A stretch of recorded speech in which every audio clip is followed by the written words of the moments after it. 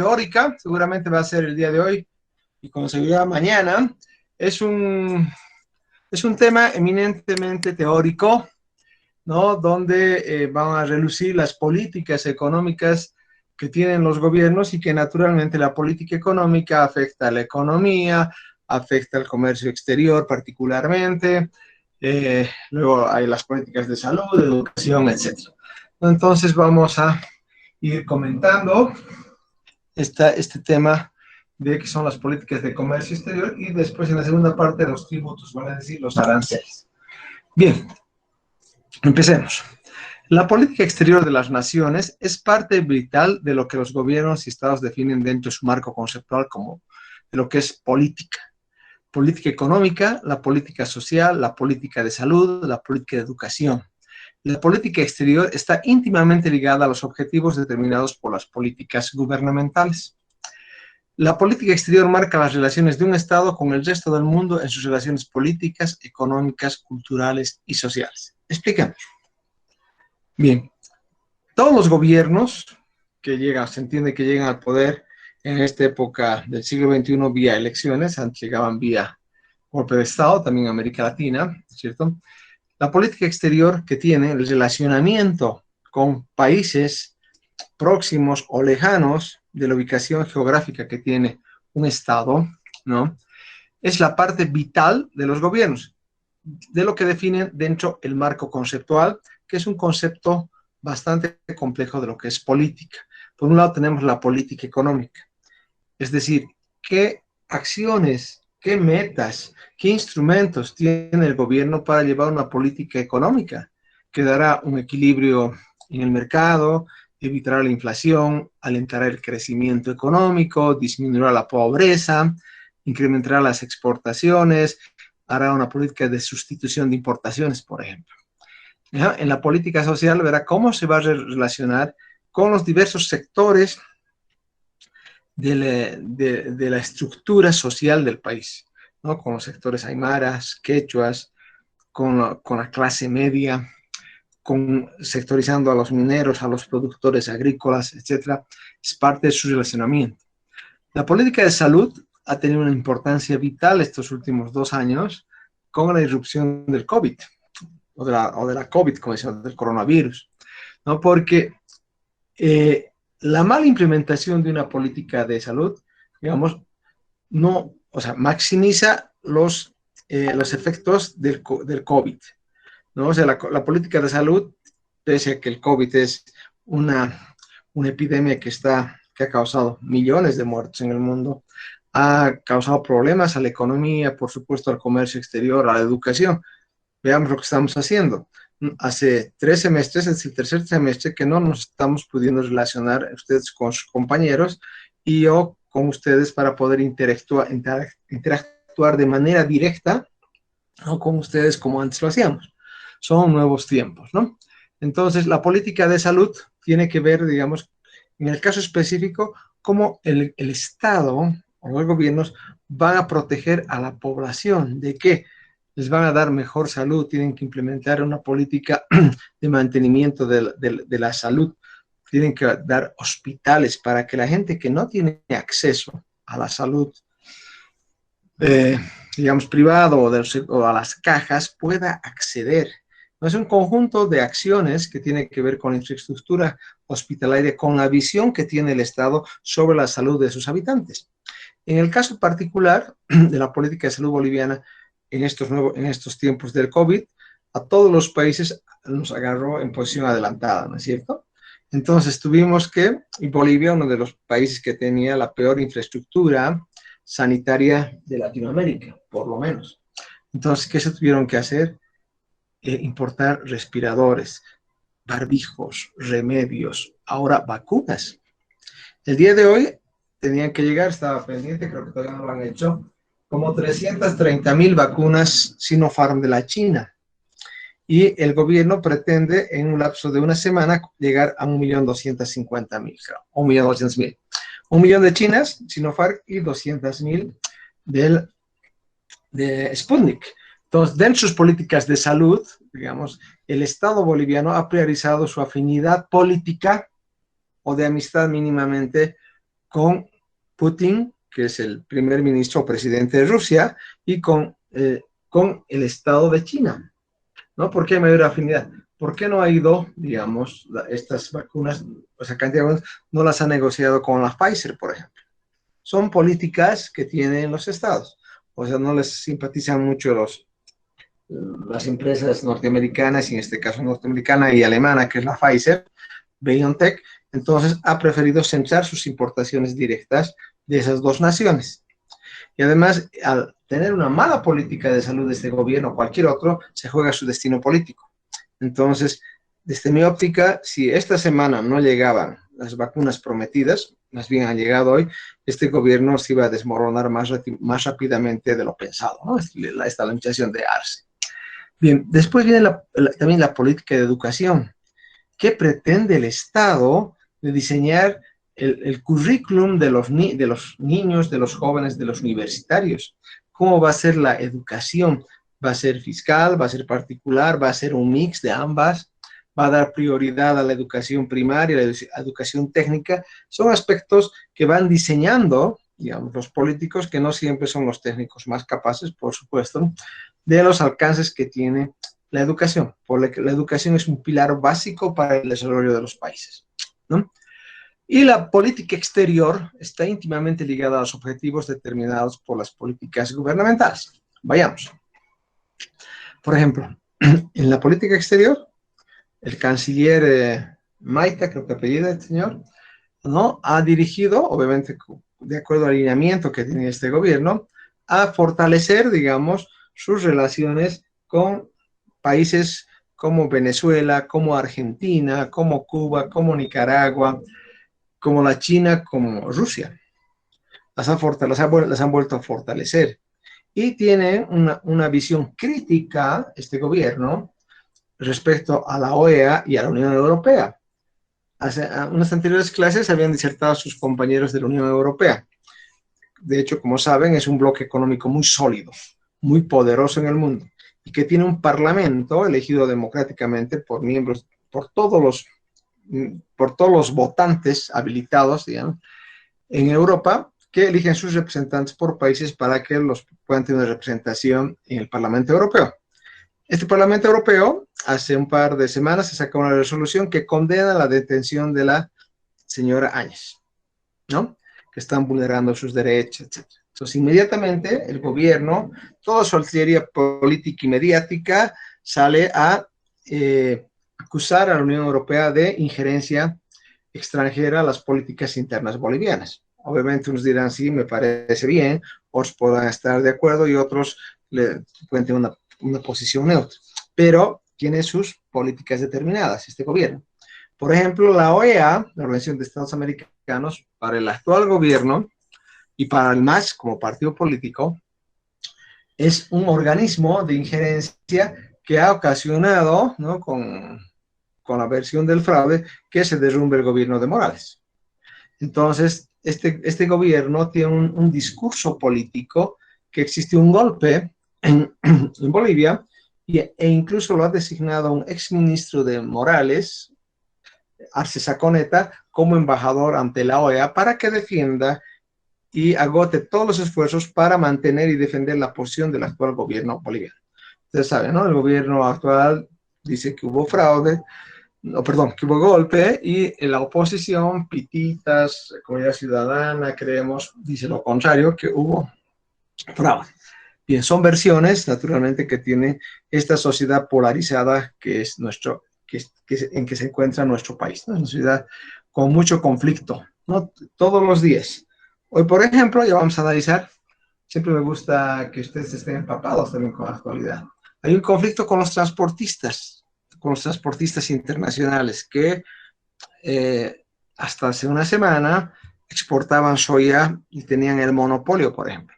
¿Qué ha ocurrido? Que Chile y Bolivia, después de 16 años, han rehabilitado el ferrocarril Arica-La Paz, ¿no? Y naturalmente ese tren, que va a tener un itinerario seguramente de 2 veces a la semana, va a tener carga de exportación como de importación.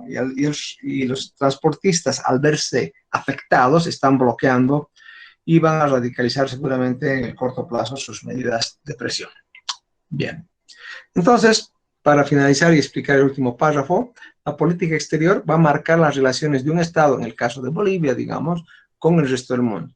No nos estamos llevando bien con la Unión Europea, tenemos una observación crítica como Estado boliviano, seguimos teniendo problemas con Norteamérica, concretamente con Estados Unidos, sea el gobierno que sea republicano o sea demócrata.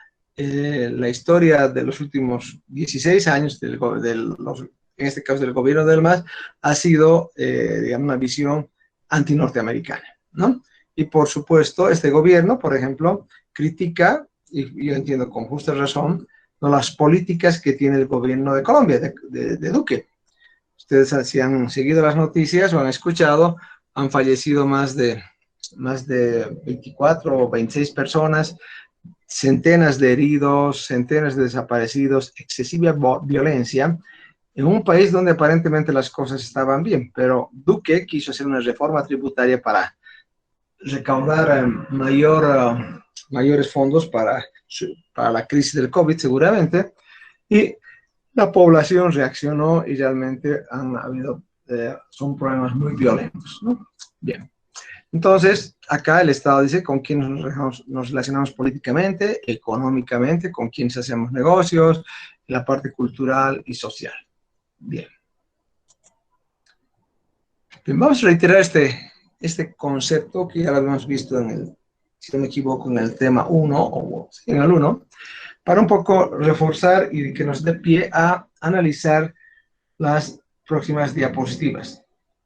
¿Cómo me están escuchando? Hola, hola. Se escucha bien, Bien, se escucha bien. Muchas gracias.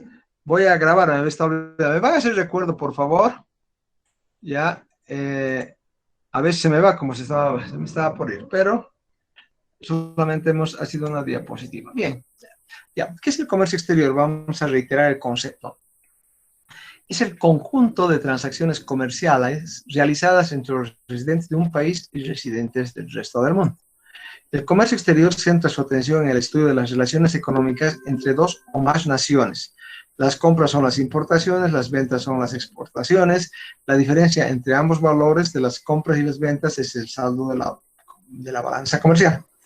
El comercio exterior está íntimamente ligado con el desarrollo económico de una nación. Bien, si el comercio exterior crece anualmente más que el PIB o al mismo ritmo que el PIB, naturalmente va a contribuir al desarrollo económico de una nación. Porque se entiende, si estaríamos exportando más, estamos creando más fuentes de empleo, estamos creando divisas, estamos generando efectos multiplicadores, desarrollo de tecnología, nos volvemos más competitivos. Igualmente, si importamos más maquinaria y más materia prima, en el caso de Bolivia, estamos entrando en un proceso de industrialización, por lo menos, ¿no? Estamos haciendo un intento de que el capital nacional, ¿no?, de los bolivianos, de los empresarios o del mismo Estado esté importando maquinaria para poder generar nuevas fuentes de empleo y naturalmente entrar a la sustitución de importaciones, que en el caso de este gobierno del señor Arce, es uno de los puntales que tiene, ¿no?, la sustitución de importaciones. Bien, vamos a estos conceptos. Probablemente ustedes, no sé si han llevado en el primer semestre política económica o introducción a la economía, es probable que hayan tocado la parte de la política económica. Bien, como siempre vamos a leer un párrafo o una diapositiva y vamos a explicar con el mayor detalle posible. Pero antes el concepto para que quede claro.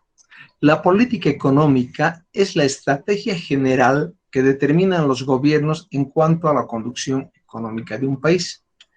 Debido al incremento de la participación del sector público en las economías modernas y a la importancia de la toma de decisión fiscal o monetaria o de comercio exterior, tiene para el conjunto de actividades, para actividades productivas, la política económica se ha convertido en uno de los elementos centrales de la política en sí. Vale decir que la política económica, las acciones para estabilizar la moneda, para crear empleo, para dar un bono contra el hambre, un bono de canasta familiar, todas las actividades que hace el gobierno en el contexto económico, ¿no?, ¿no? La política económica, se ha convertido en un elemento central de la política en sí. O sea, la política económica es la fuente que alimenta la política, porque refleja la naturaleza de los gobiernos, ¿no? Este gobierno, por ejemplo, una clara diferenciación con el gobierno transitorio de la señora Áñez. En ese gobierno habían visto de que las empresas estatales eran deficitarias y no servían, y terminando cerrando la planta de Bulo Bulo. Bien o mal, pero la cerraron, ¿no? E incluso quisieron llevarla a Santa Cruz. Después se hablaba incluso de que había sido, que había sido un elefante blanco.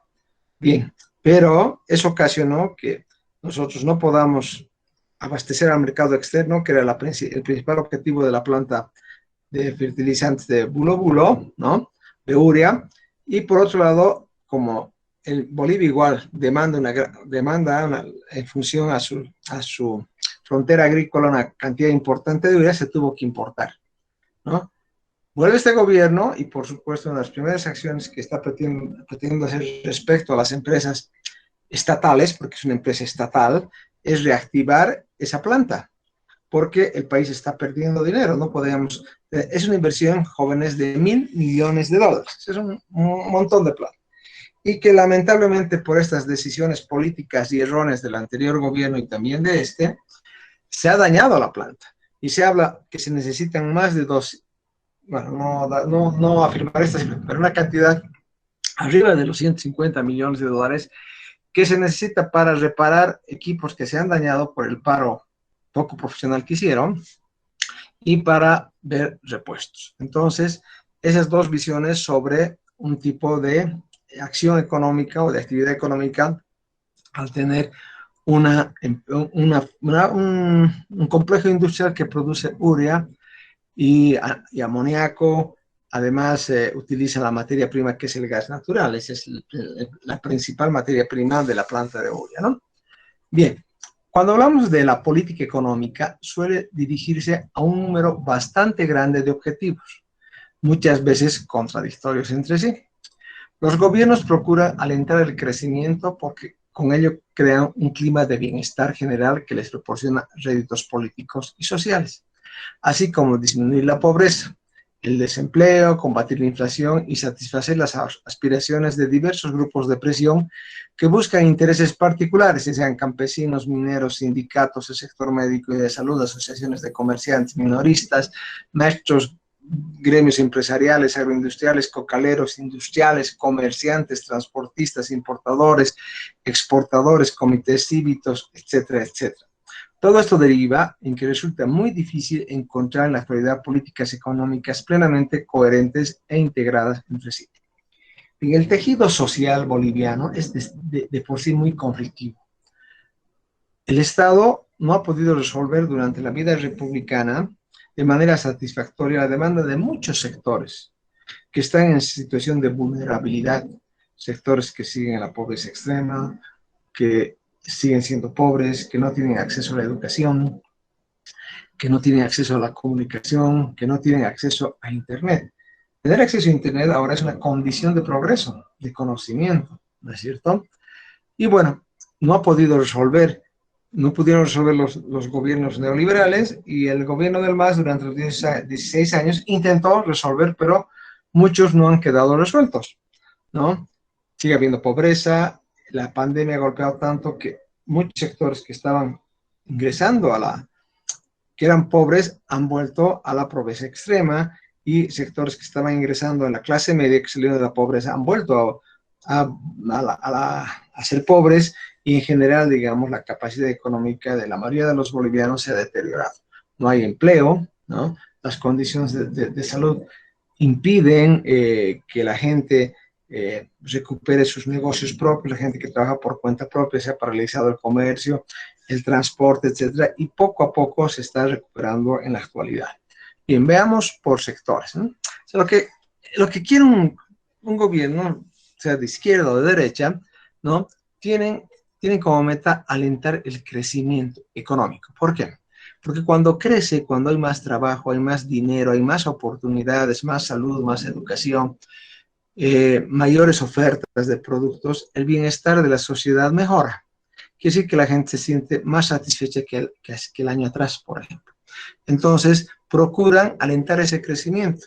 No creo que exista gobierno en el planeta que su objetivo sea de crecer y generar desempleo, ¿no? O sea, objetivamente, sinceramente. No todos tratan de que las condiciones económicas de su población mejoren.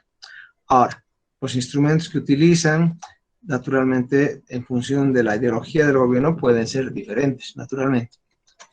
Bueno, entonces cuando hay crecimiento económico, hay un clima de bienestar general.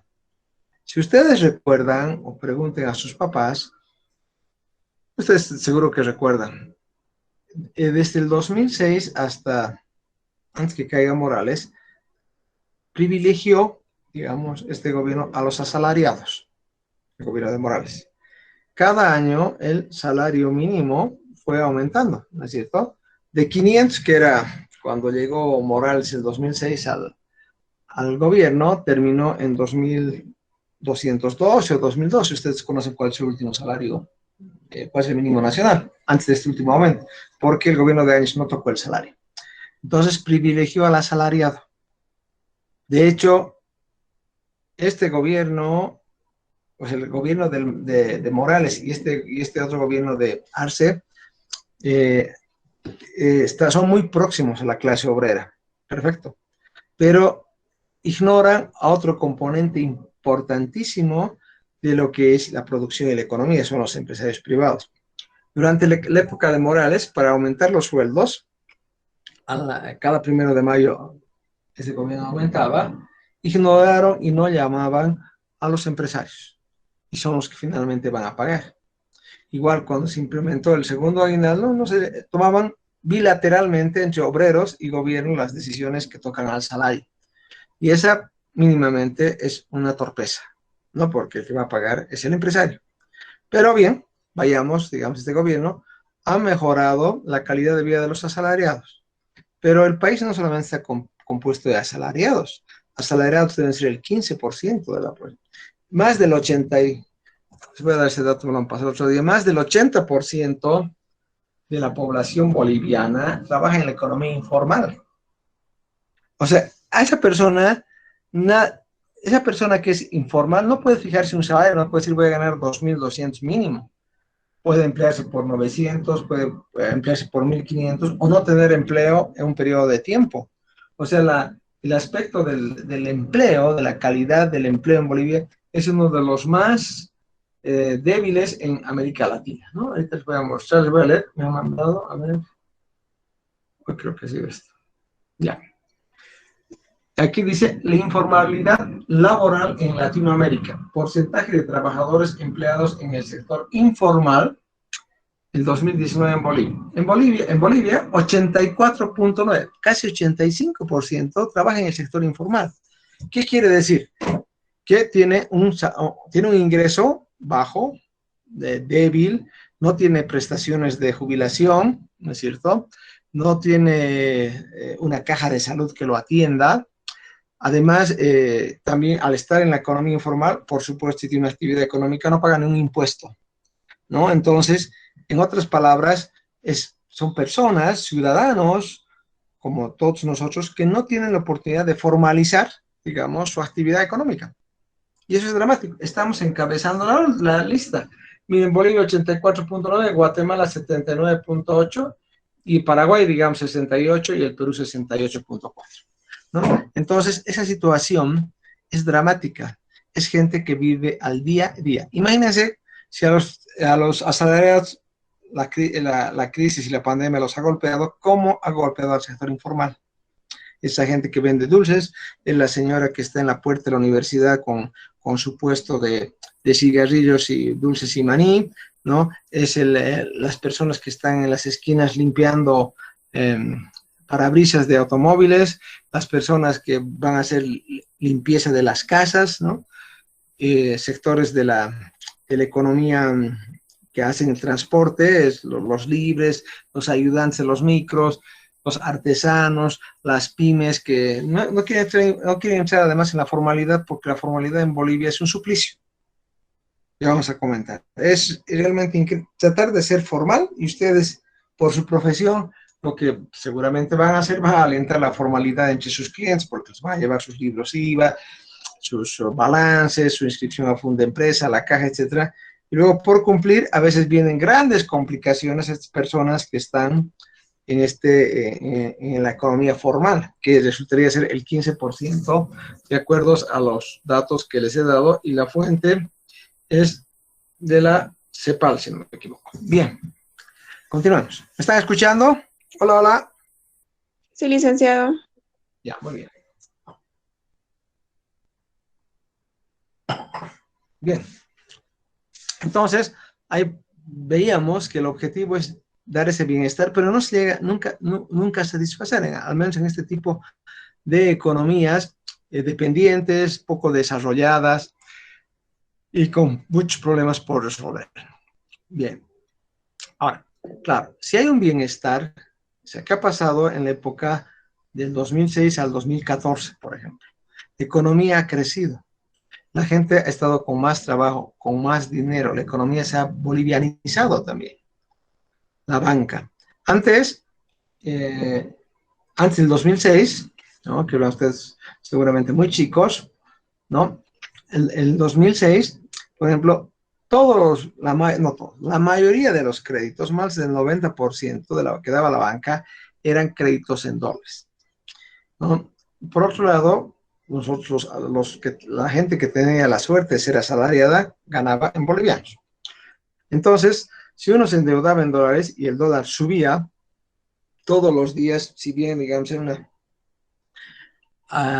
desde el 2005 hasta el 2000, hasta la llegada de Morales, si ustedes quieren, todos los días se institucionalizó un mecanismo que se llamaba el Bolsín del Banco Central de Bolivia. Todos los días el Banco Central de Bolivia subastaba una cantidad de dólares que necesitaba la economía para los importadores, para la gente que debía en dólares, para la gente que quería usar en dólares, etc. Entonces, pero también cada día subía mínimamente un punto o pasado 2 días. Entonces, el dólar, que empezó a regularse desde 1985 con el decreto 21060 en el gobierno de Víctor Paz Estenssoro, que si bien se estabilizó la economía, pero era una economía dolarizada donde el dólar varió. Y llegó al 2006, ¿no?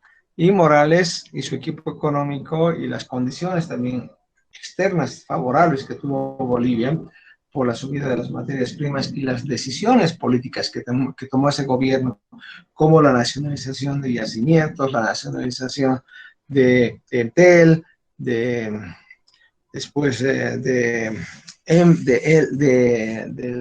Vinto, ¿no? De 6 empresas que se lograron recuperarlas, ¿no? Entonces tuvo la oportunidad y la suerte el gobierno del MAS que las exportaciones de Bolivia subieron de manera notable. Entonces logró generar un bienestar, ¿no? En la población, incluso en el sector informal, por supuesto, y a la vez obtuvo la retribución política en el voto de la gente. No se olviden que Morales primero ganó con 53%, luego un referéndum que lo apoyó con más del 83%, y en su mejor momento llegó al 61%. Todo eso le permitió incluso políticamente cambiar la constitución. Se hizo una asamblea constituyente que sacó una nueva constitución en el año 2009, ¿no? Que es la que actualmente nos rige. Obviamente esta nueva constitución reveló la fragilidad del tejido social boliviano, ¿no? Afloró el racismo, la discriminación, lo aymara, lo quechua, los blancos, los caras, todo ese tipo de conflictos se incrementaron antes de la aprobación de la Constitución y, por supuesto, cuando estaba sesionando la Constituyente, ¿no? Que todos elegimos. Pero tuvo, digamos, esa suerte y también, hay que reconocer, supo administrar la economía durante esos tiempos de bonanza. Obviamente hay muchos críticos que se pueden encontrar, digamos, en la prensa, en internet, en lugares de opinión, que critican con mucha severidad las políticas de Morales, pero o del MAS, pero una realidad fueron estas últimas elecciones. Ganó el MAS. Entonces, hay una parte de la población más de la mitad que apoya este tipo de políticas, ¿se entiende? Bien. Entonces, cuando se mejora el bienestar general, esto proporciona réditos políticos, así también como sociales, que contribuye a disminuir la pobreza. Efectivamente, en los, 2006, en los 14, 15 años del MAS, la pobreza en Bolivia ha disminuido. Quiere decir que mucha gente ha conseguido mejorar su condición económica. Pero la pobreza no solamente es una condición económica de cuántos bolivianos tengo para vivir cada día. No. ¿Qué oportunidades tengo para estudiar? ¿Qué oportunidades tengo que tenga agua potable en mi barrio o en mi casa? Si tengo alcantarillado, si me lleva la energía eléctrica, si tengo salud y qué calidad de salud. Entonces, tiene una serie de aspectos de que para salir de la pobreza hay que generarlos. El Estado tiene que dar esas oportunidades, ¿no? Generar más crédito, más oportunidades de empleo, que los hijos de la gente escasos recursos o que tenga escasos recursos tenga la certeza de que pueda asistir a una escuela pública, mínimamente con la infraestructura necesaria de una escuela.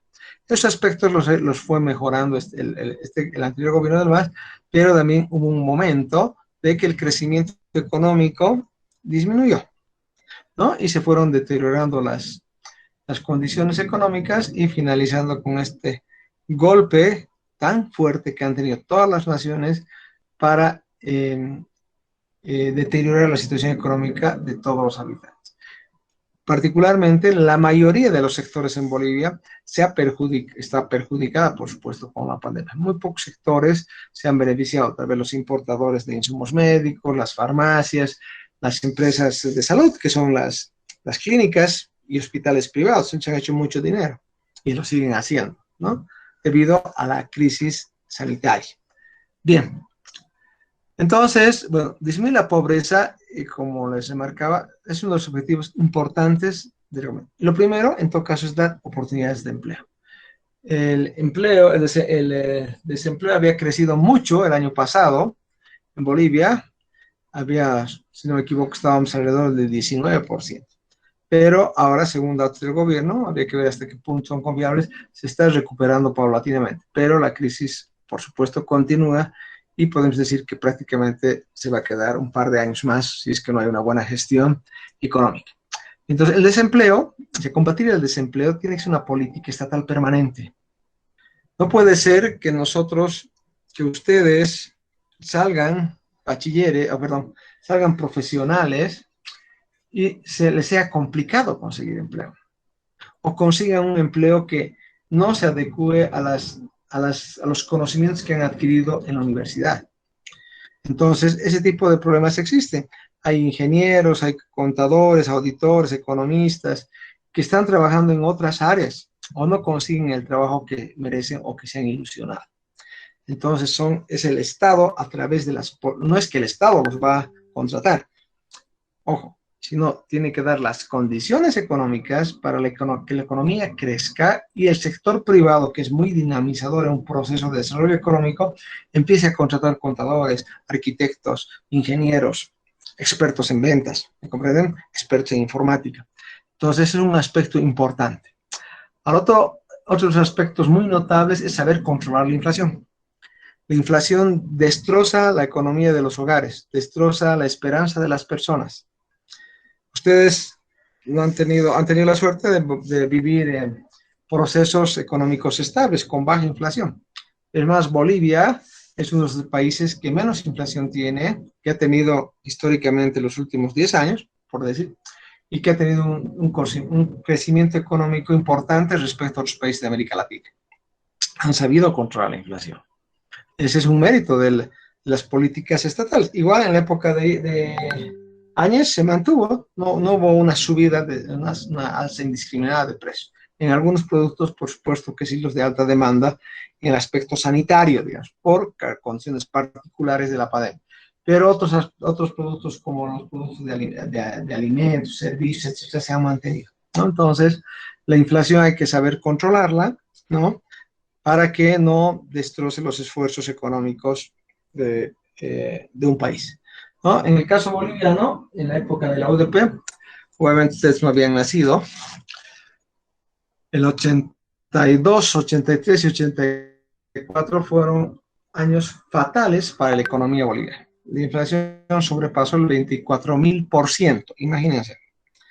Luego llegó el gobierno de Paz Estenssoro y tuvo que estabilizar la economía con medidas muy drásticas, generando un desempleo atroz, porque tuvo que cerrar las empresas mineras y hubo una migración, o sea, los relocalizó, fue un eufemismo relocalizar a la fuerza laboral minera el año 85, los dejó sin trabajo, la gente que había trabajado, había dado su vida y su sacrificio por este país y tuvieron que migrar a Cochabamba, a La Paz, a Oruro y una gran parte al Chapare, ¿no? Mineros relocalizados. Y ahí fue donde se fue gestando, entre ellos tuvo que emigrar Morales, sin ser minero, era otro tipo de actividad en Oruro, y se fue forjando la semilla de lo que luego fue el MAS.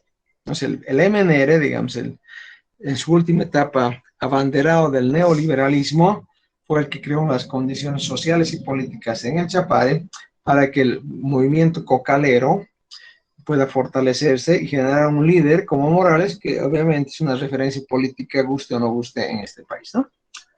Bien. Vale. Ahora, el Estado en sí es o sea, ser parte del gobierno, digamos, en los sectores claves, considero que es una labor muy conflictiva, ¿no? Hay que tener mucha vocación de solucionar conflictos. Ahora muchos me dirán, muchos entran por los sueldos, por la corrupción, seguro. Eso nadie lo discute, eso se mantiene en el anterior, y todos los gobiernos anteriores, y es un fenómeno que ocurre en todo el mundo, la cuestión de la corrupción. Pero hablando de la gestión, permanentemente tienen que estar apagando incendios. El ministro del Interior, el ministro de Gobierno, el ministro de Salud, de Economía, de Obras Públicas. Es un conflicto, ¿no? Ejercer el poder. Ahora a muchos les gusta, dicen que es una droga, seguro. Pero bueno, veamos. A ver. Entonces, en Bolivia tenemos la gran afición, los bolivianos, de solucionar nuestros conflictos sin empezar el diálogo. O sea, hay un conflicto y tomamos la acción inmediatamente. Y cosas tan sencillas, digamos, no están dando agua potable a una escuela en Sipe y los vecinos salen y bloquean una carretera internacional, que es la carretera La Paz. Imagínense, por un conflicto de la alcaldía local. Eso es lo mínimo. Hoy están bloqueando los transportistas pesados a sus propios transportistas que están sacando soya de Santa Cruz al exterior, pero esa soya va a ir a alimentar, es que es una gran cantidad, creo que son como 400 toneladas de soya que están saliendo para que lleve el ferrocarril que se ha habilitado a Arica La Paz, ¿no? Luego, ¿se acuerdan ustedes los conflictos con el desayuno escolar? Realmente han sido dramáticos, ¿no? La gente bloqueaba por 200 bolivianos. Eso refleja la pobreza en la que estamos unidos los bolivianos y la inoperancia de las autoridades. Es increíble que las alcaldías no hayan podido solucionar el desayuno escolar. Han bloqueado carreteras, creo que 2 semanas. El botadero en Cochabamba es un lugar estratégico para conseguir una serie de soluciones, tanto los vecinos que están alrededor del basurero como los padres de familia u otros sectores que porque bloquean a la ciudad. Nos bloquean el botadero y empezamos a acumular cada día 500 toneladas de basura. Es increíble, ¿no es cierto? Entonces, los conflictos se dan de esa manera. Todos los días hay conflictos. El gobierno se organiza tan mal que hasta se bloquea a la gente que no se vacuna, no saben planificar, no saben organizar, tienen muy poca habilidad logística de poder organizar un proceso de vacunación que va a salvar con seguridad muchas vidas, pero han habido conflictos de esa naturaleza. A ver, sí, ¿no? Es un sector importantísimo, digamos, que provee de alimentos el sector campesino tiene una representación importante en la estructura social boliviana con la CSUT-CB, ¿no? La Confederación Sindical Única de Trabajadores Campesinos. Es más, es aliado además y está aliado a la COP. Pues es un sector importante cuando decide bloquear, decide exigir, decide pedir, ¿no? Entonces, es un sector que, pero igual, el MAS tiene que lidiar con ellos, porque a veces o piden créditos o exigen ayuda para la sequía o para las inundaciones, ¿no? Entonces, el Estado, ante los desastres naturales, no tiene la capacidad de respuesta inmediata, ¿sabes? Entonces, son sectores que se sienten desprotegidos y obviamente ocasionan conflictos por problemas, digamos, de desastres naturales. También los productores campesinos reaccionan ante políticas de comercio exterior. Les había comentado de que, por lo menos hasta el año pasado, una gran parte de la papa, la cebolla, la fruta es peruana, ¿sí? ¿Saben eso, jóvenes, señoritas? Hola, hola. ¿No se me duermen? Sí, Hola. licenciado. ¿Qué productos peruanos usted conoce, señorita? Como usted dijo, la papa, ¿no ve? Y que eso a Bolivia afecta, ¿no ve? Porque va a quitarle mercado a los productores bolivianos y eso es lo que estaban rechazando, igual bloqueando por ese motivo también, ¿no? Se escuchaba esa noticia. Correcto. O sea, la papa es un alimento importantísimo. Con seguridad ustedes por lo menos 5 veces a la semana deben tener papa en su menú que hace la mamá, ¿no es cierto? Entonces, ¿qué pasa? Entraba papa peruana, porque además legalmente, ojo, ¿no? Quiere decir que pagaba sus impuestos de importación, pero como es peruana, no paga, hemos visto ayer, ningún producto peruano paga impuesto al ingresar a Bolivia del GAN, ¿cierto? Y solamente paga el 14,94% y por supuesto el transporte. Pero la papa peruana es tan competitiva porque tiene la producción promedio de papa peruana, si aquí en Ayopaya, por decirles, de una hectárea salen 5 toneladas u 8, en el mejor de los casos, en el Perú sacan 20. O sea, imagínense, una hectárea rinde 3 veces más que una boliviana, por lo menos, en algunos casos hasta más. Entonces, y además, con biotecnología, con uso correcto de los agroquímicos, etcétera, naturalmente es más barata. Entonces, ingresa papa y ¿qué ha ocasionado? Que el consumidor boliviano, para empezar, tenga una papa más barata, tal vez de mejor calidad. ¿Qué ocasiona? Que la gente, los comerciantes, aceptan eso porque tienen un mejor retorno. Y el productor boliviano, cochabambino, digamos, de Ayopaya, de Morochata, ve que el mercado se le está cerrando, que su papa es más cara. Y por supuesto que es más cara porque no puede producir más, ¿no es cierto?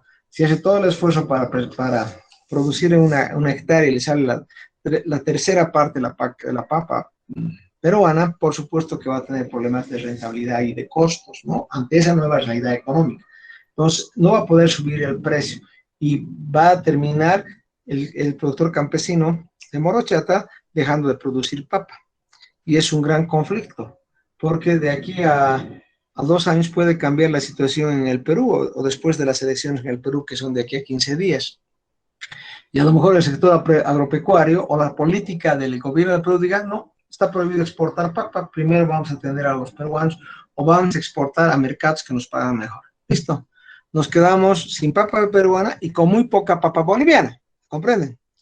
Entonces muchos productores de papa ya renunciaron, supongo, en lo que va de aquí a 2 años, ya no está en ese negocio, en ese producto, y la papa va a subir, va a ser de mala calidad, y en su momento podemos someternos, digamos, a caprichos también de los productores de papa en Bolivia. O sea, esta es una cuestión compleja y delicada que toca tanto a la producción agrícola, a las políticas de comercio exterior y a los acuerdos que firma Bolivia con otros países, como en este caso, como en el Perú. Bien, y fruta, ¿no? Mucha fruta peruana, esa durazno, por si las paltas son peruanas,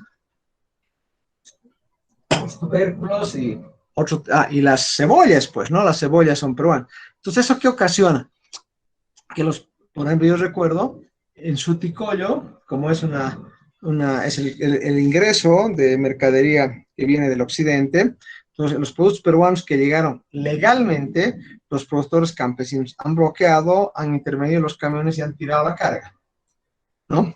Obviamente, eso no ha afectado a un peruano, el peruano ya vendió a un comerciante boliviano que ha tenido que perder por ese tipo de conflictos. Bien, los mineros. La minería en Bolivia, como ustedes han observado, para eso hemos estudiado y repasado las exportaciones, qué departamento más exporta más minerales, qué minerales, el zinc, el estaño, el plomo, etcétera. Es un sector vital para la economía de Bolivia y fundamentalmente el sector minero cooperativista. Es un sector privado, ya no dependen del Estado, pero sí vive, al menos desde mi óptica, el sector cooperativista del Estado. O sea, ellos se consideran protegidos por el Estado y tampoco debería ser así, porque cuando uno toma una decisión privada de hacer un negocio, no puede exigir constantemente que el Estado subvencione, regale y dé, ¿no es cierto? Si ustedes hacen, por decirlo más fácil, una tienda que vende hamburguesas, no van a pedir al Estado que les subvencione el aceite, que no paguen impuestos o que la carne que compran sea más barata porque ustedes necesitan sobrevivir. No, ustedes hacen su negocio acá y el Estado no les da ninguna facilidad, más bien les va a hacer, pues, seguramente les va a ocasionar problemas y van a estar en informalidad. Mientras los cooperativistas mineros, les voy a explicar por qué, gozan de muchos beneficios. Bien, la minería, como les decía, es una actividad importantísima en el país porque está en el segundo lugar, digamos, de las exportaciones, en algunos años fue el primer lugar, producen regalías para los departamentos productores, que no es muy importante, pero sí, lo fundamental, producen divisas. Pero hay una cuestión importante que hay que tocar en la minería. Seguimos exportando materias primas. No hay la visión del Estado ni del sector empresarial privado de empezar a transformar esos minerales en metales mínimamente y luego en productos, ¿no? Todo sale al exterior, o una gran parte sale en mineral bruto y vuelve a Bolivia en producto terminado, calaminas, zinc, barras de acero, etc. Bien, entonces los mineros tienen un gran poder de convocatoria. Incluso son considerados la vanguardia del proletariado boliviano, dicen, ¿no es cierto?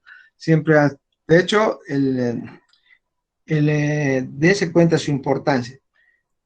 El secretario ejecutivo de la COP, de la Central Obrera Boliviana, es minero. Siempre ha sido minero. O sea, por estatutos, porque son los más combativos. Pero numéricamente son menos que, digamos, los trabajadores de la industria.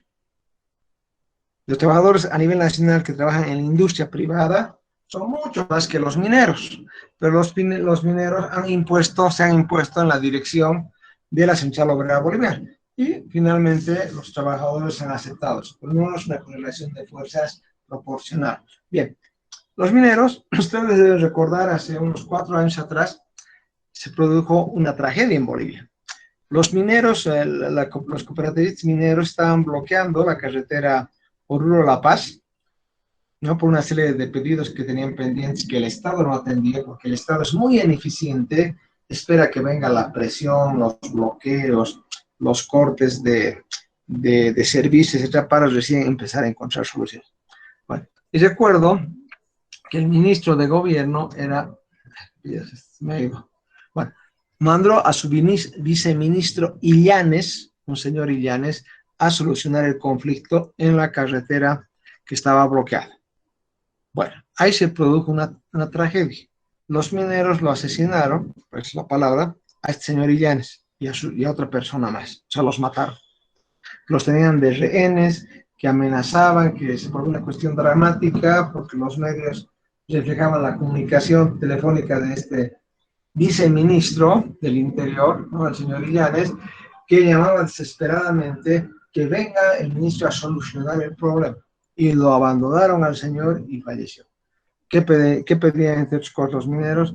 Que como, claro, cuando estaban los precios de los minerales altos, él estaba muy bien, como cualquier productor, ¿no es cierto?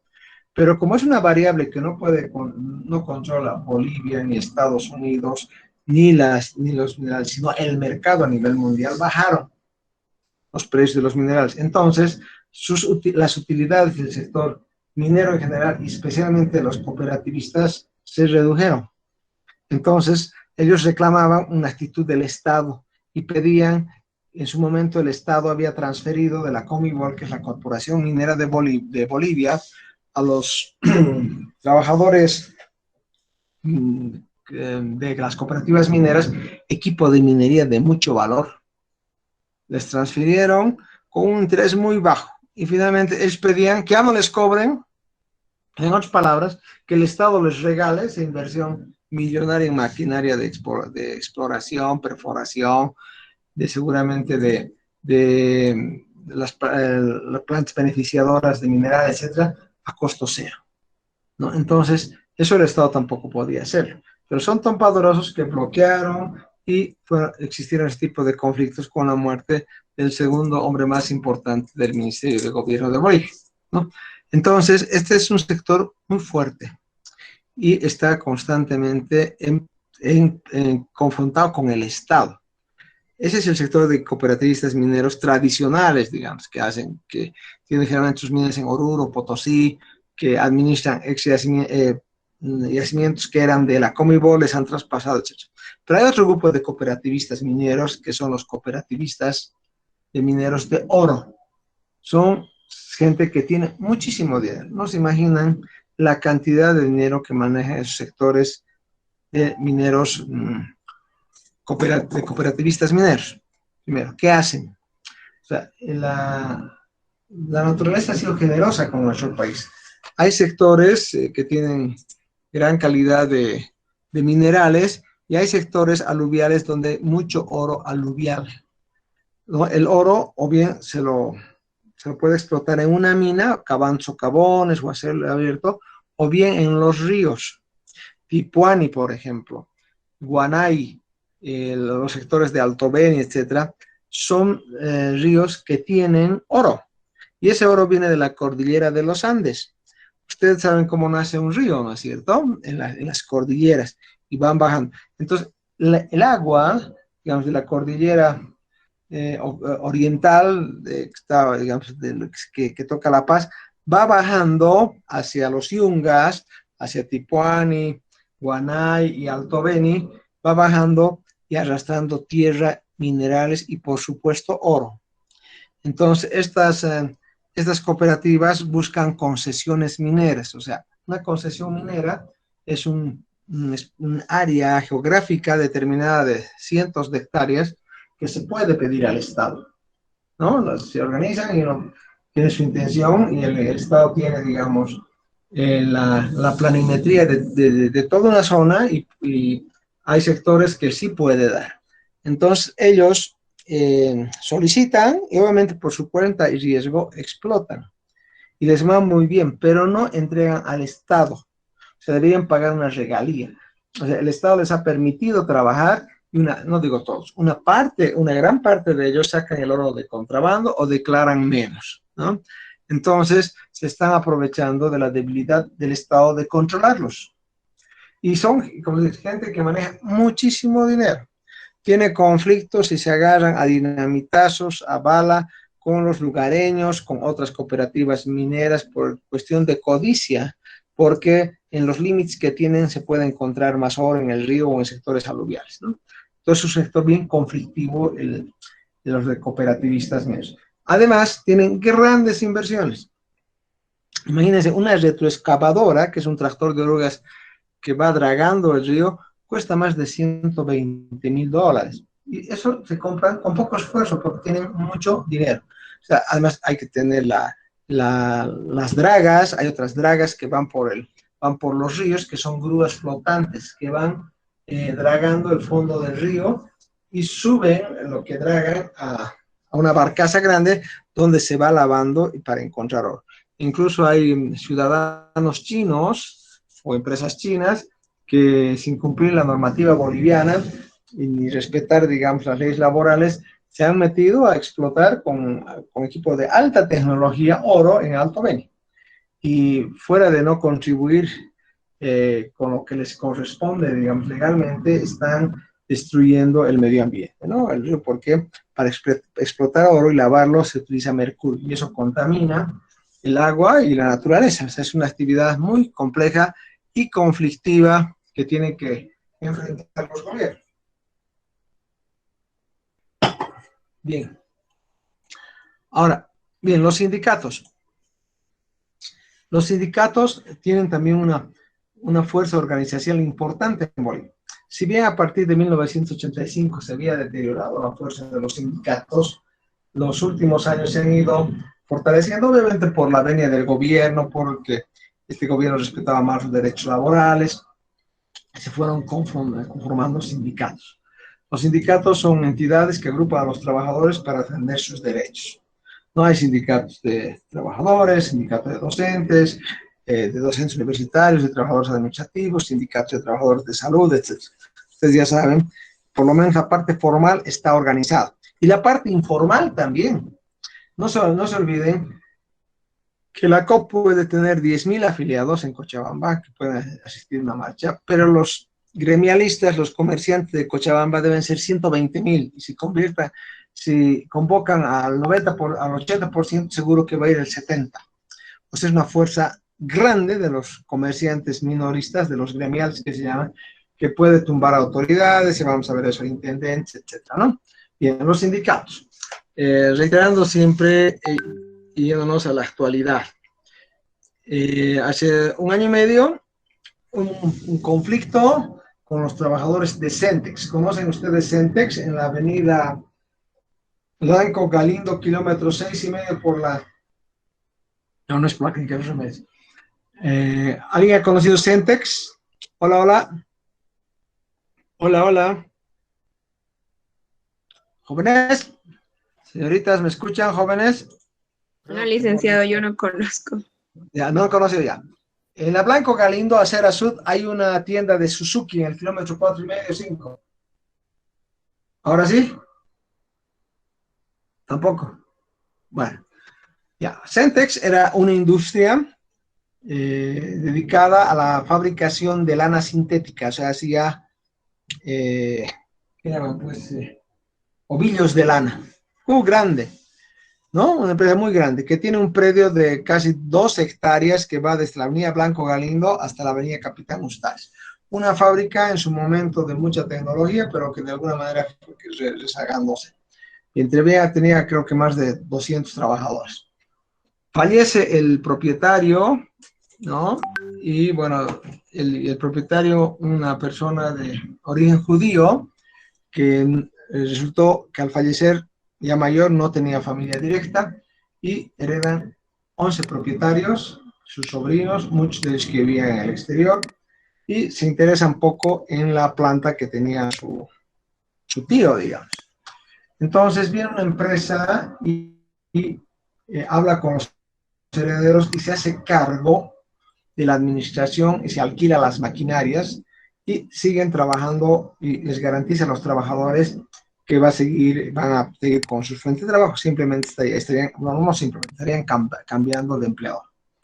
Bien, empieza a trabajar esta industria que se llamó Ardilla en su momento, pero los trabajadores, por tal vez defender sus intereses o tener mejor perspectiva económica, o bien porque querían sacar mejor o tenían otra perspectiva, deciden desconocer a los que administraban la planta, que se habían alquilado en sí, digamos, y exigen que los verdaderos dueños, que eran los herederos, los indemnicen y que les pagan los sueldos que les debían y todo. Si hizo un lío, se paró la fábrica, estaba parada creo 17 meses.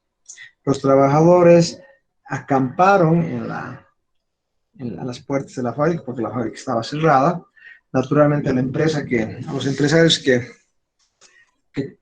tomaron en alquiler la maquinaria tuvieron que desistir, no pudieron negociar con los trabajadores y el sindicato de Centex insistió en que se les paguen sus beneficios sociales. Como no les pagaron ni los sueldos de vengados, hicieron un proceso y ahora esta fábrica están administrando a los trabajadores. Una fábrica que cuesta alrededor en maquinaria de $7 millones, solamente maquinaria, no estoy hablando de la infraestructura porque eso cuesta más. Bien, el 1 de mayo ha salido un fallo que les ha dado, no quiero decir, es una empresa con control social, es la figura.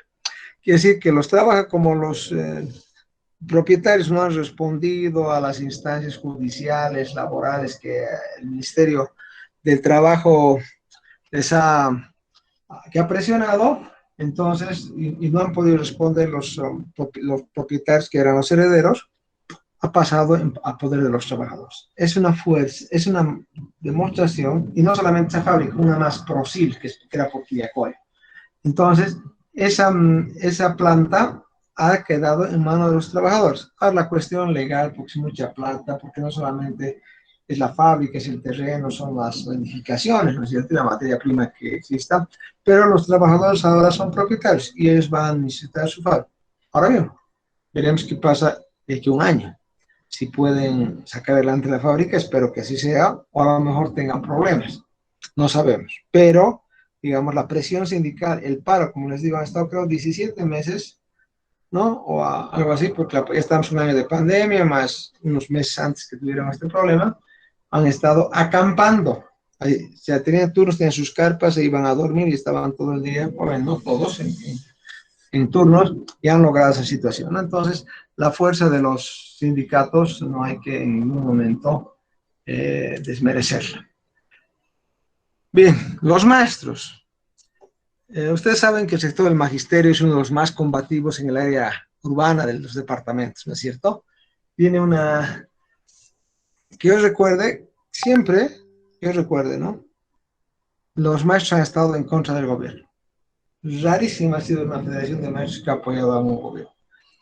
Estas federaciones de maestros están a cargo de los trotskistas, o sea, los de URSS, enemigos del MAS, del capitalismo, de la derecha y de la izquierda tradicional. Han tenido siempre problemas con la implementación de la ley Avellino-Signani, de las clases virtuales, tienen siempre exigencias, ¿no? Es un sector muy bien organizado, ¿no? Que sabe, le saca ventajas al gobierno, y pese a que el gobierno en su momento, digamos, ha de ser uno de los pocos, el único gobierno que en su momento dio a decenas, a centenas de maestros computadoras. Obviamente un proselitismo de clientelismo de Evo Morales, pero les dio. Finalmente les ha debido servir, digamos, en la parte de una actualización. Pero se sienten a veces los maestros marginados ante las políticas de educación de los gobiernos, ¿no? El gobierno del MAS implementó la reforma educativa con la ley Avellino-Signani y entiendo que hasta ahora no puede despegar y no es aceptada por los principales impulsores que son los maestros. ¿Cómo vamos a hacer una nueva política educativa si uno de los principales gestores, que es el maestro, está en desacuerdo, o por lo menos su dirigencia, ¿no? Un conflicto que es normal, ¿no?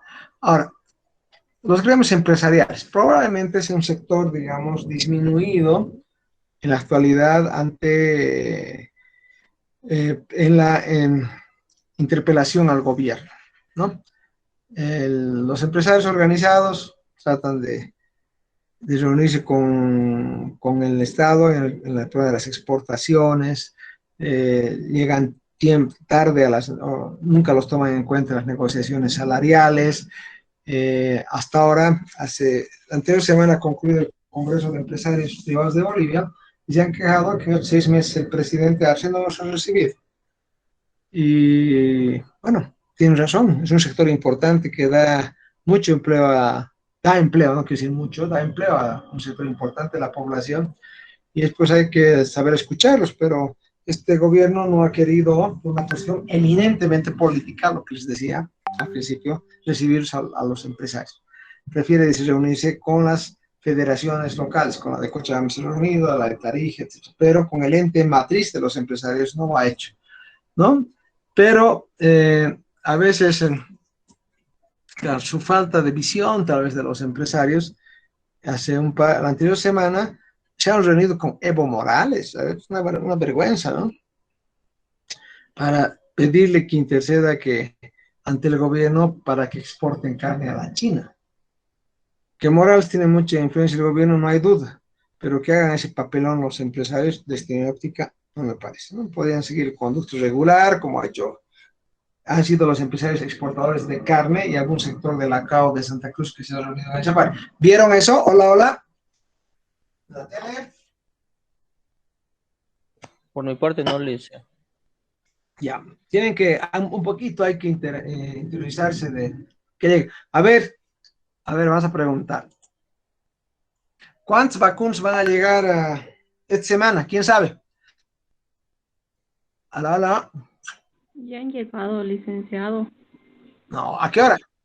¿A qué hora? Hace rato, hace ¿Cuánto? rato ya estaban entregando en Una el hora. aeropuerto, estaba el Ya, muy así, así no de- ¿Cuántas han llegado? 334.400 vacunas. Muy buena memoria, señorita Alejandra. ¿Y cuántos van a llegar hasta el domingo? Bueno, lo que leí en una nota decía que el viernes posiblemente llegue la misma cantidad. Sí.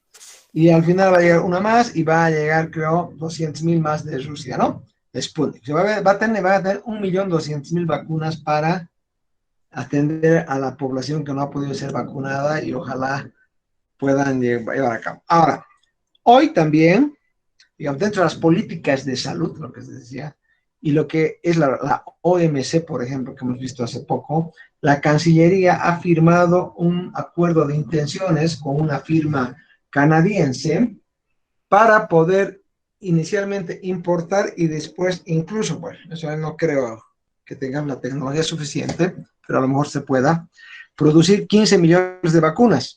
¿De cuál? De la Johnson. No sé si han escuchado eso. Voy a buscar ahorita. ¿Han escuchado de la Johnson? Sí, que firmó la un única acuerdo. vacuna. Perdón, adelante, por favor. Escuché que sobre un acuerdo por 15 millones de vacunas con con Janssen, ¿no? Johnson Sí. Johnson. Lo que pasa es de que, como les decía, la Organización Mundial de Comercio protege las patentes y la propiedad intelectual de las empresas. O sea, cuando uno fabrica vacunas o fabrica un medicamento, tiene una propiedad intelectual que el que ha registrado y produce solamente él puede hacerlo, a no ser que vaya liberando las patentes y esté dado por contrato, ¿no? La, las vacunas, digamos, a otras empresas. Ahorita les voy a leer esto, ¿no? En página 7 está. Entonces, el gobierno de Arce se ha visto forzado, claro, y me imagino todos los gobiernos, ¿no? De encontrar una solución, por lo menos a mediano plazo, de que se puedan fabricar o conseguir vacunas baratas, porque va a estar barata la vacuna. A ver, aquí dice, no está apareciendo esto. Cambiaron, bueno, estoy ahorita también en página 7 que no le gusta, obviamente es un medio que no es gubernamental como la razón, digamos. Bien, ya, de todos modos, en la parte de salud, digamos, como dicen las compañeras, hoy han llegado esas 330 y tantos mil vacunas. Van a completar 1 millón. Y si escuchan ustedes 1 millón de vacunas, es una cantidad grande, ¿no? Es una política que el gobierno va a usar, van a ver, en sus políticas de vacunación y fundamentalmente con seguridad en sus políticas de comunicación. Van a hacer un alarde, como todos los gobiernos, por supuesto, ¿no? Que han traído 1 millón de vacunas, que van a estar consiguiendo, o sea, 1.200.000 dosis están llegando, que luego van a llegar otras más, que se va a cumplir si vacunados. Me parece muy bien, obviamente, la labor del gobierno, para eso está, ¿no es cierto? Para socorrer a la población, a toda la población, para que pueda tener la posibilidad de estar vacunados contra el COVID, ¿no? Pero va a utilizar de manera política con toda seguridad. A ver si siguen, se van a dar cuenta la próxima semana los videos y la gente que testifica, que se siente bien, que es lógico, ¿no? Bien, continuemos. A ver, ya, los agroindustriales, ya saben, es el sector especialmente radicado en Santa Cruz, ¿no es cierto? Que tiene grandes extensiones de producción agrícola de soya, que producen torta de soya, harina de soya y por supuesto aceite de soya y otros derivados más que tienen estos productos. Otro sector gravitante en Bolivia son los cocaleros, ¿no? Un sector con una influencia política única en el país. El presidente indígena y que más tiempo ha estado en el poder en Bolivia, más que Víctor Paz, más que Antonio, más que Andrés Santa Cruz, ha sido Evo Morales. ¿Y quién es? Es el presidente de las 6 federaciones del Trópico de Cochabamba. Es el presidente de los cocaleros. Imagínense, ese poder tiene los cocaleros. Se lo ganaron. Por supuesto que sí. Pero es un sector, por ejemplo, ahora privilegiado. Fuera de haber tenido a un presidente durante 14 años, creo que estaba Morales, ¿no? Ha tenido tiene representantes cocaleros en el Parlamento. Pues el presidente del Senado es un joven que proviene del trópico, de los cocaleros, Andrónico. Y hay otros más, ¿no? Entonces, es un sector, por ejemplo, que no se le puede cobrar impuestos. Ustedes saben, solamente hablando del negocio de la coca, es una actividad muy rentable. Ni qué decir de sus derivados. Pero no se paga un solo impuesto, ¿no? Intocables. Bien, luego tenemos los industriales, ¿no? Siempre con sus problemas respecto fundamentalmente a la falta de atención del Estado en el control de las fronteras. Hay excesivo contrabando en Bolivia y es un mal que no podemos subsanarlo y va a ser muy difícil porque hay mucha corrupción y mucha coima cuando se habla de contrabando. Mientras seamos un país que no tengamos las fronteras bien controladas, una ley de aduanas que se cumpla a rajatabla y sigan habiendo estos sectores que se aprovechan de las coyunturas económicas, va a seguir habiendo pues contrabando, ¿no? Entonces los industriales, los comerciantes, los que tienen sus actividades establecidas de manera lícita se sienten pues perjudicados, ¿no? Porque no es lo mismo que una tienda, que ustedes sean, digamos, contadores de una importadora y por si traigan televisores de última generación para vender en Navidad y hagan bien sus cálculos y vendan, por decirse, en $300 para ganar el 20%, $60. Pero viene el mismo televisor exactamente igual, no quiero decir mejor, exactamente el mismo, uno que entró de contrabando y lo vende en $270 o 60. Ya está quitando usted su utilidad, van a tener una utilidad mínima, o no van a tener, y lo está ganando igual porque no ha pagado impuestos, ¿no? Sí ha pagado coimas, ojo, ¿no? No crean que el contrabando es libre ingreso, no, paga, si no, no entra nada. Entonces, afecta, ¿no? Al comerciante o al industrial, al que produce leche, por ejemplo. La PIL debe estar en una situación realmente delicada, pese que es una transnacional grande, debe estar muy afectada.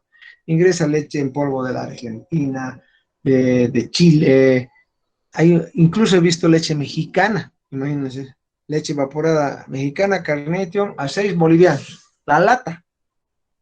Increíble, ¿no? La PIL saca una Gloria o pila 8.90, ha bajado con descuentos, pero está destrozando el contrabando. Luego, aquí vienen los transportistas, pues, ¿no? Les he explicado hace un momento atrás los problemas que se han generado con el asunto de la carga. Una explicación. Una gran parte, y ustedes han escuchado a sus compañeros que han dado exportaciones e importaciones de Bolivia, una gran parte de la carga de ultramar, en sí, el 100% de la carga de ultramar, no, una gran parte de la carga de ultramar, que es la que llega de otros lados del mundo, ingresa por Arica o por Iquique, y ese tramo del puerto a Bolivia se lo hace en camiones de alto tonelaje. Prácticamente el comercio internacional de Bolivia, una gran parte es por transporte carretero. Creo que está arriba del 85% o hasta más. Bien, ¿qué ha ocurrido?